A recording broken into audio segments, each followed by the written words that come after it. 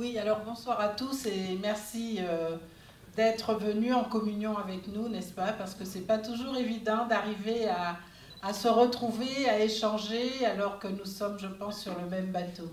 Alors je vais commencer par remercier vraiment de tout cœur le professeur Hamzat Boukari pour son invitation à venir participer à cette rencontre sur les décolonisations, décolonisation sur plusieurs facettes, et je pense qu'on va l'exprimer ici. Alors je suis ici, comme l'a dit la modératrice, en tant qu'auteur d'un ouvrage pionnier consacré à une mise en lumière de femmes qui ont marqué l'histoire de l'Afrique et de la diaspora noire, donc pour l'histoire de l'Afrique de l'Antiquité jusqu'au début du XXe siècle, et je suis la seule autrice à avoir exploré une telle thématique. Bien sûr, ces figures féminines du passé sont totalement absentes des livres et de la transmission de l'histoire aux jeunes générations, malgré le rôle important qu'elles ont joué dans la marche des peuples noirs. Alors ma démarche de transmission aux jeunes générations de notre histoire méconnue et cachée me vient en droite ligne d'illustres activistes et penseurs noirs qui nous ont précédés et qui se sont battus pour rendre visible cette histoire dans un contexte de rejet des peuples noirs à travers le monde et de falsification de leur histoire. Il faut savoir en effet que dès la deuxième moitié du XIXe siècle, à une époque où le continent africain s'effondrait sous la conquête européenne, des éveilleurs de conscience afro-américains et caribéens ont promu un mouvement de solidarité entre les Africains et les Noirs de la diaspora dispersés à travers le monde par la traite négrière. Alors à travers ce mouvement, ils entendaient revendiquer le droit des peuples noirs à disposer de leur liberté à l'image de tout autre être humain. Alors ce mouvement qui s'est développé sous le nom de panafricanisme et que l'on accommode volontiers un peu à toutes les sauces aujourd'hui, ont constitué un véritable moteur de mobilisation contre l'oppression blanche qui s'exerçait à l'encontre des Noirs d'Afrique, d'Amérique, des Antilles et voire du monde entier, victimes du même rejet raciste de la part des Occidentaux. Et cette réflexion allait prospérer en tant qu'expression de résistance à la ségrégation raciale des sociétés post-esclavagistes qui marginalisaient les Noirs économiquement, socialement et culturellement. Elle s'imposera aussi en dénonciation des théories racistes sur l'infériorité des Noirs, propagées à travers le monde par de nombreux écrits européens. Alors, dès la fin du XIXe siècle, et même avant, des recherches et des témoignages, publiés surtout en Grande-Bretagne et aux États-Unis, vont s'atteler à une dénonciation du discours colonialiste qui prétendait que l'homme africain n'avait ni histoire ni civilisation.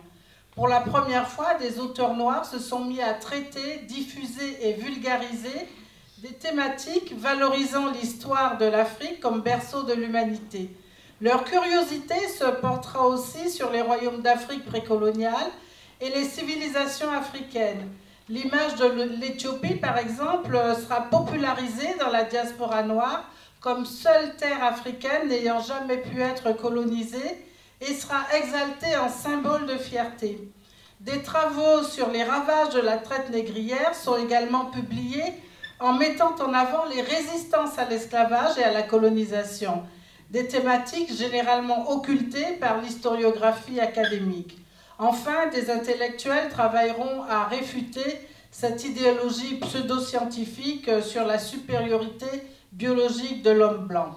Alors, parmi ces éveilleurs de conscience, on peut citer les noms du haïtien Joseph-Antonio Firmin ou de l'afro-américain Martin Robinson Delaney, qui était médecin de son état et qui fut expulsé de l'école de médecine de Harvard parce que les étudiants blancs ne supportaient pas la présence d'un noir à leur côté.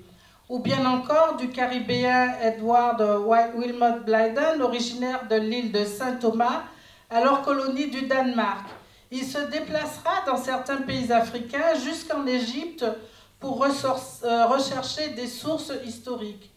Et puis lui aussi le docteur Joseph Vitalien de la Guadeloupe, qui décida en 1899 de se rendre en Éthiopie, où il s'installera auprès de l'empereur Ménélique II.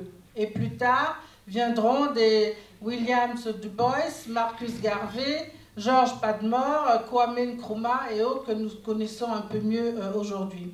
Alors tous ces activistes et penseurs de haut niveau ont laissé des écrits de grande valeur qui mériteraient d'être vulgarisés, et c'est aussi notre vocation de faire connaître de tels personnages rejetés dans l'ombre par l'histoire dite universelle et de faire prospérer leur démarche. N'oublions pas que notre histoire a été niée par ceux qui nous ont dominés à certaines périodes, dans le but d'alimenter une idéologie raciste visant à nous marginaliser des autres sociétés humaines, alors que l'Afrique est scientifiquement reconnue comme le berceau de l'humanité. Et nous sommes confrontés tous les jours à cette idéologie de rejet, surtout nous qui vivons dans des démocraties occidentales. Alors, grâce au savoir et au contenu scientifique légués au fil du temps par nos prédécesseurs panafricanistes du XIXe siècle, nous avons la chance, en ce XXIe siècle, de faire revivre cette histoire et de transmettre à nos jeunes générations des contenus qui ont été enrichis par les penseurs et auteurs noirs qui leur ont succédé tout au long du XXe siècle afin de contribuer à éclairer efficacement les mentalités. Et pour terminer, je voudrais aussi juste donner un petit exemple qui m'a touchée personnellement. Je crois que mon éveil au panafricanisme, je l'ai vécu alors que j'étais collégienne au lycée Blaise Diagne à Dakar, au moment du premier festival mondial des Arts Nègres qui a été organisé par le président Senghor, où tout le monde panafricain culturel s'est retrouvé à Dakar. Et nous, il y a des bus qui nous emmenaient visiter toutes ces expositions, voir tous ces sons et lumières qui étaient organisés. Et donc, des auteurs, des plasticiens, des artistes venus du monde afro-américain, caribéen, mais de toute l'Afrique, qui se retrouvaient à Dakar, donc sur le continent africain, pour montrer la richesse et la valeur de toute la production intellectuelle et artistique du monde noir. Et je crois que ça a été un peu le déclic de mon éveil. J'ai eu conscience d'appartenir à une grande communauté panafricaine, et c'est peut-être ça aussi qui a guidé ma démarche de vouloir aujourd'hui faire toutes ces recherches pour rendre visible notre histoire, surtout à travers des femmes qui y ont participé, parce que ce sont les moins valorisés dans la transmission de l'histoire. Voilà, je vous remercie.